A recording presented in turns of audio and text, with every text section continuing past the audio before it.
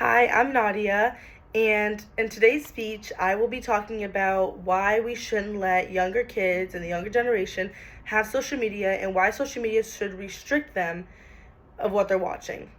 Now, don't get me wrong, all kids nowadays have phones and we do need them in order to stay safe with their parents, relatives, anything. But there has to be some restrictions to what they're watching because we don't want them to grow up thinking that it's okay to do all this stuff without the consequences. So, first thing I'm going to talk about is the companies. You say, what companies? Sephora, Ulta, any modern companies that's like, let's say, Forever 21, any clothing companies and all that stuff that more influences women instead of girls instead of boys instead. But also we're talking about how they can influence to buy more products that are more expensive because they want to look prettier or more handsome.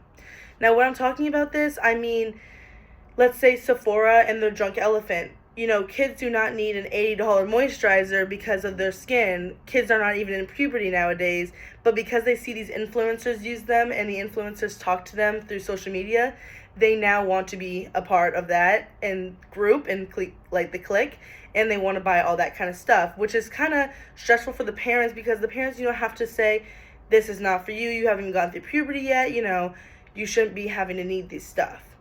But since influencers influence, they want it. Now, kids do be watching how influencers do their makeup, and I understand could be something as a hobby, but at the same time, there has to be some sort of limit to what kids can do. Kids do not need to be looking at this and thinking, this is what I need to do because this person's doing this, and because they're older, we need to listen to them. No. So another thing I want to talk about is age restrictions.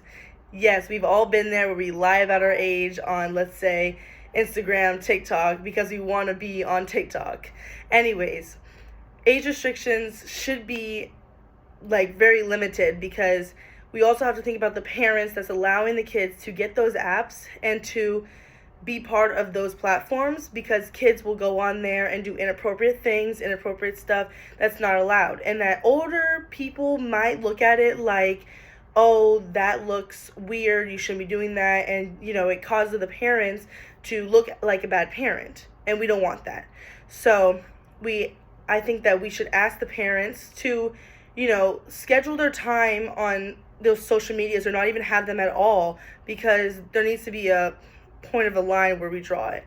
So I believe if the parents just keep track of their kids, and they would be safe from the inappropriate things that on these platforms. So another thing I want to talk about is cussing. Cussing is so important. Yes, we all do it, especially at our big age. We all do it, but we're talking about younger kids now. So cussing, I've seen kids cuss, say racial slurs, and all that stuff on social media that is not okay. So I know social media is for everyone, and kids can watch adults scream and yell and cause their feelings to blow out, but we don't want that. As everyone says, kids are like sponges, and they soak up everything and repeat it to friends, family, even teachers at school, and it causes them to get in trouble because they don't know any better than that. So I believe that if, we again limit the restrictions, it wouldn't be happening. But also, I've seen parents that are influencers as well going behind the screen and having their kid on camera and having them say cuss words to a sound or like a song because it's funny or cute. And I don't believe it's funny or cute. I think that is something that we need to put into a stop of emotion, because that is not okay. I also think that if we were to put in line as to what is going on with the cussing, we wouldn't have the kids that have anger issues and that use the cussing to express their feelings, because that's not what we should be doing. So now we're going to talk about the music, as I have these last 2 minutes, and then I'll do my conclusion. So the music I'm talking about, as we know, more rap songs, more, songs that talk about drugs, rape, and obviously smoking and all that stuff, and cussing.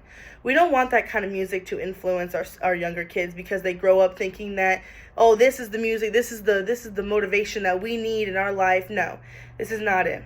Kids do not know any better singing the songs that they're singing because they don't know what they're, expressing right now.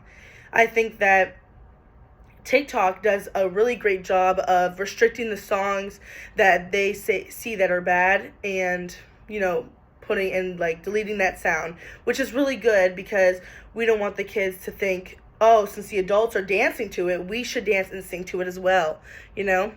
But anyways, I have a little more seconds. So in conclusion, kids shouldn't have access to social media at such a young age.